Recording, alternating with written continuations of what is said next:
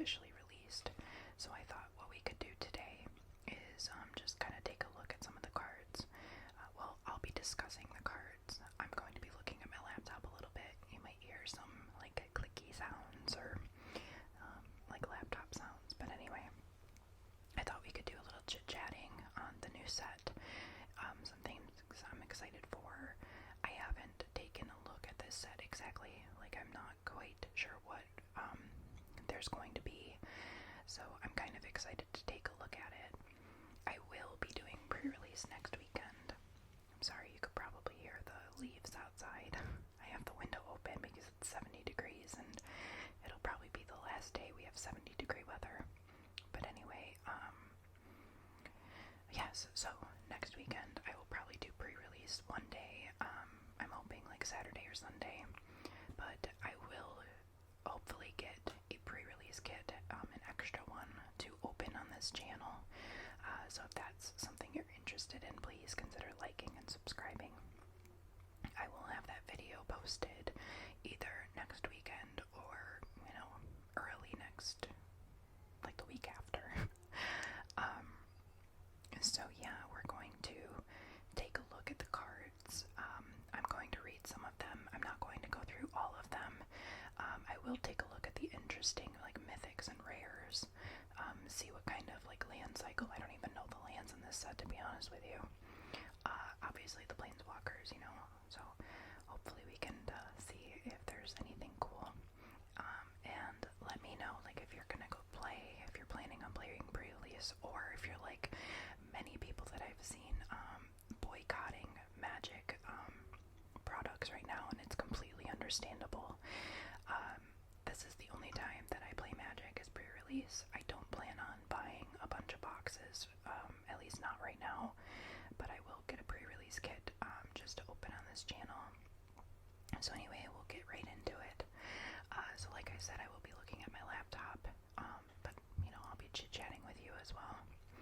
So it looks like there's quite a few good mythics. I think it also looks like Phyrexian Praetors are back in this set as well. And we also have Teferi, and is it Titiana or Titania? I'm not sure how her name's pronounced, but she's coming back too. That's pretty exciting.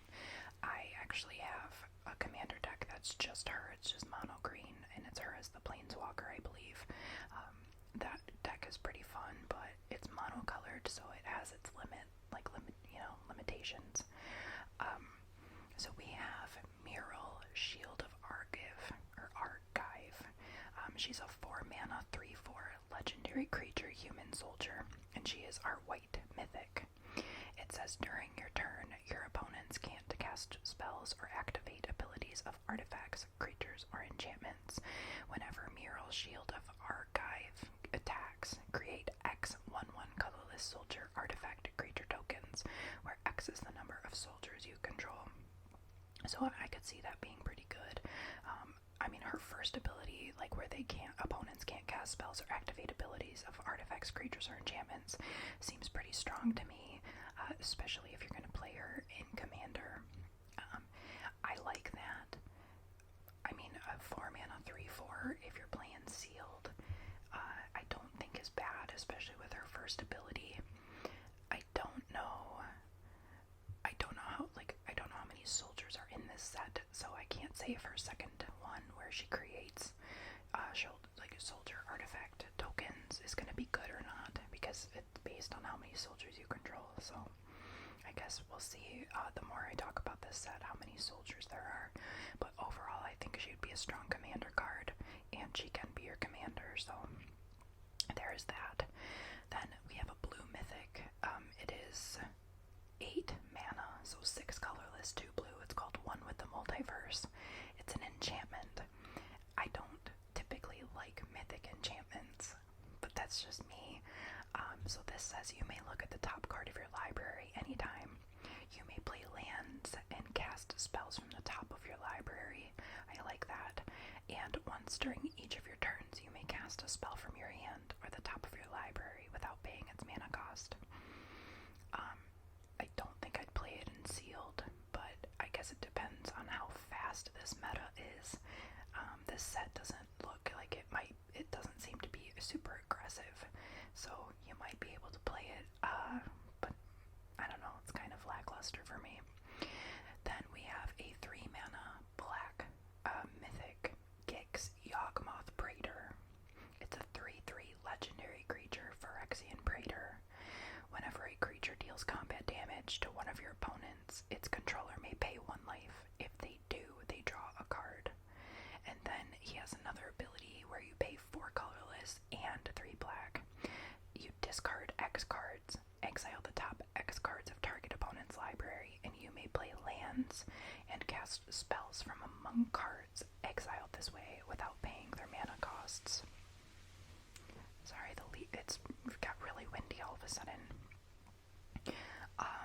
I mean, what do you think about that card? Discard X cards, exile the top X cards of target opponent's library. You may play lands and cast spells from among cards exiled this way without paying their mana costs. That seems good, but the fact that it costs 7 mana to do it, it's situational, I guess. Plus, it's only a 3/3. You'll have it on the board hopefully for a bit, you know, so it might die pretty quickly. But then again, you know, it's up to you. It's interesting, the art on it. I wish you could see the art. It's pretty cool. But we'll move on to the red mythic, which is Draconic Destiny. Draconic Destiny. It is a 3-mana, so 1 colorless and 2 red. Enchantment Aura. Enchant creature, and enchanted creature gets +1/+1 and has flying, haste, and you can pay 1 colorless to give this creature gets +1/+0 until end of turn. It's a dragon in addition to its other types, and when enchanted creature dies, return Draconic Destiny to its owner's hand. I mean, that's interesting, I guess, because you can pump it as many times as you want, as many mana as you have. I just don't know. I don't know if it's worth it, because it doesn't pump the toughness up. If it pumped the toughness up, that'd be really good. But at least it does go back to your hand if the enchanted creature dies, so you do get it back. So now we will move on to the green mythic. It's called Awaken the Woods. It is, you can pay X colorless and 2 green. It's a sorcery, and you create X 1/1 green forest dryad land creature tokens, and they are affected by summoning sickness. I like that card, but I have a thing for like Dryad Arbor, so I like, you know, creatures that have for last lands too. I think that would be really good in limited as well, because, you know, in limited sometimes they do go a while and you get like flooded with lands. So if you're able to draw this card, you know, you could make a lot of 1/1 green tokens. So I do like that. We have another white mythic called In the Trenches. It is 1 colorless and 2 white. It's an enchantment. Creatures you control get +1/+1. You can pay 6. You can pay 5 colorless and 1 white to exile target non-land permanent you don't control until In the Trenches leaves the battlefield. Activate only as a sorcery and only once. I mean, it's not bad. At least it's only 3 mana. Because usually these kind of enchantments, I don't know, they're always, you know, a lot of mana for nothing, in my opinion, but it's not bad. And here we have our first planeswalker, Teferi Temporal Pilgrim. He is 3 colorless and 2 blue. Legendary planeswalker. He has a static ability that says whenever you draw a card, put a loyalty counter on Teferi. He comes in with 4 loyalty counters, and his first, loyalty ability, I guess, is 0, and you draw a card. So it's weird that they did that, where, like, you draw a card, and you can put a loyalty counter on him. So, okay, yeah. His neg 2 is create a 2/2 blue spirit creature token with vigilance, and whenever you draw a card, put a +1/+1 counter on this creature. I like that, that's not bad. And then his neg 12 ability is target opponent chooses a permanent they control and returns it to its owner's hand. may shuffle each non-land permanent they control into its owner's library. I mean, I think he's a strong card. I think a lot of people are going to want him. I don't know if I could put him in any of my decks. I don't always play blue in Commander, and I don't play Standard right now, but I could see he's pretty good. Then let's see, we have another green mythic. It's, is it Titiana or Titania, Voice of Gaia, or Gaia? It's Gaia, isn't it? Anyway, she is a 3-mana, 3/4 that also flips, it looks like, and she's a legendary creature elemental. She has reach. Whenever one or more land cards are put into your graveyard from anywhere, you gain 2 life. At the beginning of your upkeep, if there are 4 or more land cards in your graveyard, and you both own and control Titiana and a land named Argoth, Sanctum of Nature, exile them and then meld them into okay, so they brought meld cards back. I like that. I play what is it, Gisela and Bruna, I think that's what their names are, the 2 angels that meld together into this big Eldrazi creature. I play those. Sorry, that's my child.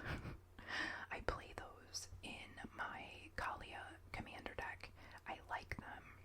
So I like that they brought meld back. So let's see.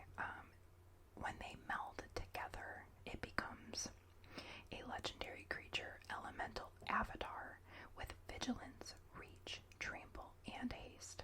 She also, her power and toughness are each equal to the number of lands you control. And when she enters the battlefield, return all land cards from your graveyard to the battlefield tapped. You can pay 4, so 3 colorless and 1 green, to put 4 +1/+1 counters on target land you control. It becomes a 0/0 elemental creature with haste. It's still a land. I think that's pretty cool. Honestly, I would probably put her in my mono green deck. I think that's really cool. Or even, you can even play her in Atraxa if you wanted, because in Atraxa, you know, like, you proliferate, you proliferate, plus, you know, at least for my deck, you play a lot of lands, so, I think that would be good in Atraxa, or, like, a mono green, the one that I have, which I forgot, I'll have to show you guys that one. Okay, so that's not bad.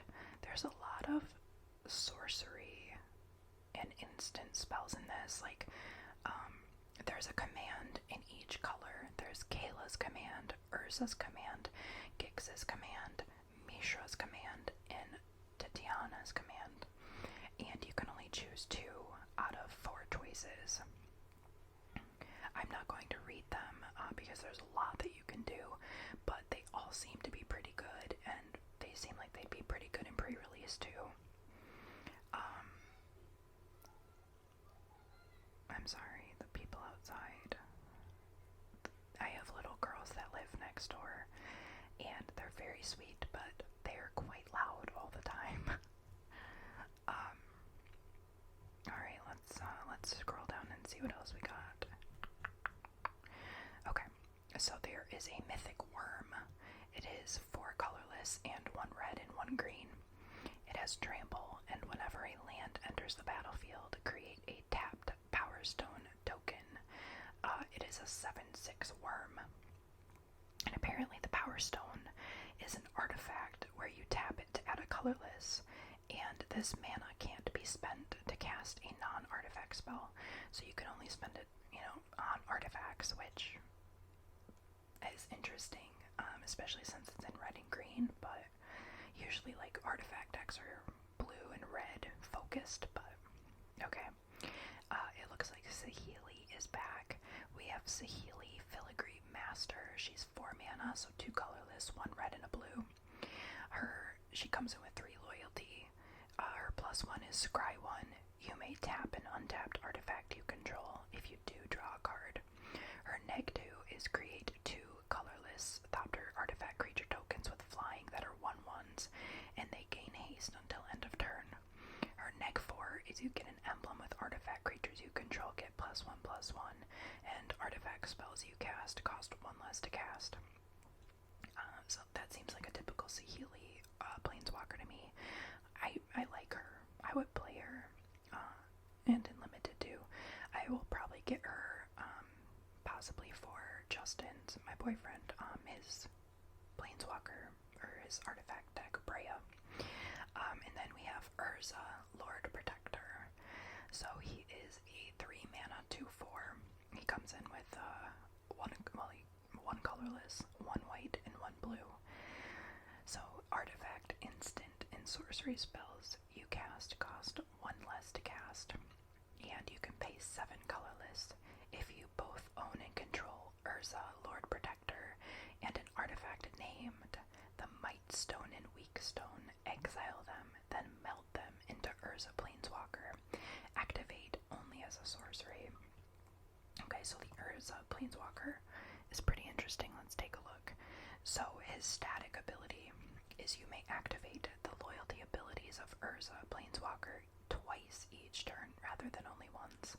That's interesting. His +2 is artifact instant, and sorcery spells you cast this turn cost 2 less to cast, and you gain 2 life. Then his +1 is draw 2 cards, then discard a card. A 0 ability is create 2 1/1 colorless soldier artifact creature tokens. His -3 is exile target non-land permanent, and his -10 is artifacts and planeswalkers you control gain indestructible until end of turn. Destroy all non-land permanents. That's pretty cool. I mean, the fact that you can activate him twice in a turn, that's pretty powerful, especially like with the drawing cards kind of ability and all that. I like him. I mean, I feel like melding him might be a little more difficult, because how much mana is the, let's see, where's the, what is it, the Mind something? Oh, the Mightstone and Weakstone. Okay, so the Mightstone and Weakstone is 5 colorless. It's a legendary artifact, Power Stone. It's a rare, at least. When the Mightstone and Weakstone enters the battlefield, choose 1, draw 2 cards. Target creature gets -5/-5 until end of turn, and you can tap it to add 2 colorless. This mana cannot be spent to cast non-artifact spells. So I'm glad that at least it's not a mythic, so you could potentially open this in limited and play it. I mean, you could if they were both mythics, but the chances are way lower than that. Yeah, I mean, that's 5 mana, and how much is he? 3? I mean, I guess it's doable. Whether or not people are going to let you keep him on the board, though, yeah, that might be a little hard. At least with Tatiana, it's a land that melts into a creature, but this is both, I don't know. Who knows? Then we have Mishra, claimed by Gix. Or is it Jix? I think it's Gix. It's a 4 mana 3/5 legendary creature, Phyrexian human artificer. Whenever you attack, each opponent loses X life, and you gain X life, where X is the number of attacking creatures. If Mishra, claimed by Gix, and a creature named Phyrexian Dragon Engine are attacking, and you both own and control them, exile them, then melt them into Mishra, lost to Phyrexia. It enters the battlefield tapped and attacking. So Mishra, lost to Phyrexia, has a lot of text on it. My goodness. Okay. So it is a 9/9 Phyrexian Artificer, and whenever he enters the battlefield or attacks, you can choose 3. Target opponent discards 2 cards. Mishra deals 3 damage to any target. Destroy target artifact or planeswalker. Creatures you control gain menace and trample until end of turn. Creatures you don't control get -1/-1 until end of turn, or create 2 tapped Power Stone tokens. That's pretty powerful. It does a lot, and the fact that you can choose 3 is great, just because with the meld creatures, you have to have both of them, like, certain criteria to meet in order to meld them, so you want that creature to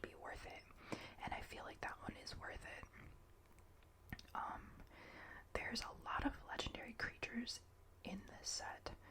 Like, I'm looking at least 6 of them right now, and they all have different colors, which is nice. So if you're looking for a new commander or something, it looks like this has a lot to offer as far as commander. But it seems like that's what Magic's been doing lately anyway. They're really catering towards commander, but a lot of people play commander. So let's take a look at some of the artifacts, because this set has a lot of them. Okay, let's see. There's 1, 2, 3, 4, 5, 6, 7, 8, 9, 10, 11 mythic artifacts. It's quite a bit. And it seems like they have new prototype abilities. So it says prototype. You may cast this spell with different mana cast, color, and size. It keeps its abilities and types. Okay. When it said size, I was like, what are you talking about? But I realized that, okay, so we'll take this one for an example. It's called Arcane Proxy. It's a 7 mana 4/3, but if you want to cast it for its prototype cost, it's a 1 colorless, 2 blue, and it's a 2/1 instead. But it has the same ability as like the original, mana costing card. So that's kind of interesting. I like that. And they're all like lower than what it would originally be. So if you need something quick to put on the field, there you go. But it does, like if you want to use it in Commander, they're not all colorless. They do have colors to them. So you have to be mindful of, what colors are on the cards. There's a Stasis Coffin, but I don't know if it would be good in my Vampire deck. But anyway, this is what Stasis Coffin is. It's a 3 colorless legendary artifact, and you can pay 2, tap it, exile the Stasis Coffin, and you gain protection from everything until your next turn. I mean, I might put that in my Vampire deck, mostly just because it's a coffin and it looks really cool.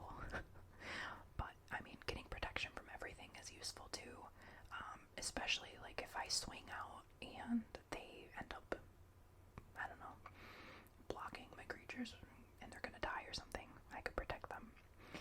Anyway, there's a lot of artifacts. Like, I don't even want to go through them all. There's a lot of mythics and rares, so hopefully those are pretty good. Oh, there's a Simian Simulacrum, 3 mana artifact creature ape. When it enters the battlefield, put 2 +1/+1 counters on target creature you control, and it has Unearth for 4, and it's a 2/1. That's interesting because I like Solemn Simulacrum, so it's kind of cool that they made another one. Anyway, the artifacts look really sweet in this set. I think I'm actually looking forward to the artifacts, but that's because I really want to update Brea, put some really cool artifacts in that, and who knows, maybe when I open that pre-release kit on this channel, that we will open something that I can start a new commander deck, because there's so many, legendary creatures in this set.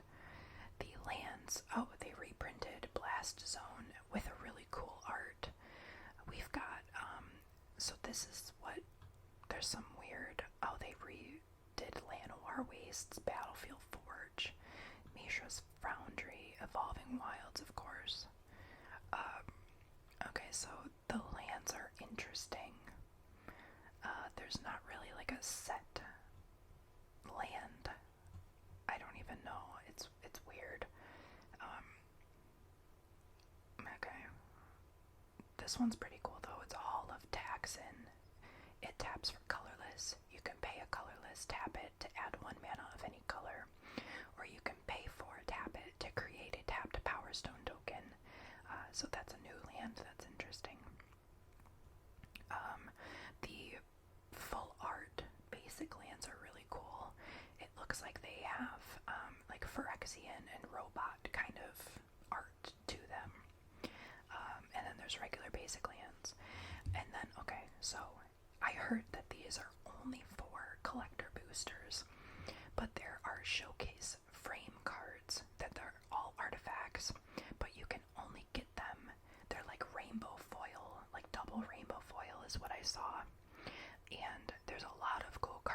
Waters, Aetherflux, Reservoir, Altar of Dementia.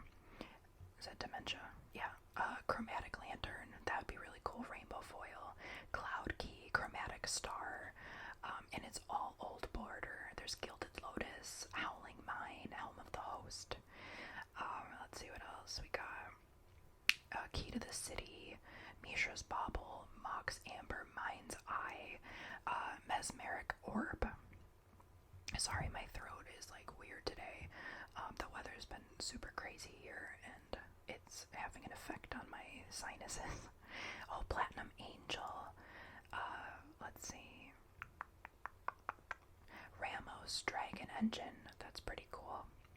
Wow, there's a lot of cool cards. Okay, so there's the old border, and then there's like really old border, like sketched art. You know what I'm talking? Like if you're looking at an artist's sketchbook, that's the kind of art that they have. That's really cool, but it's like it sucks that you can only open it if you get a collector booster, which are even more expensive now that they raised the prices so crazy. And then there are also alternate art planeswalkers, the full border, but they're the sketch, like what I just described. And then there are like full border lands, and full border other like legendary creatures and stuff. So I'm assuming you can open that in anything, but those special lands or like artifacts are only in the collector booster. But anyway, I mean, I'm looking forward to this set. I think it looks pretty cool. It looks like it's going to be fun to play, and that's what I'm looking for, is because I'm not going to buy a bunch of this set. I just wanted to play Commander, and it looks like there's some good stuff to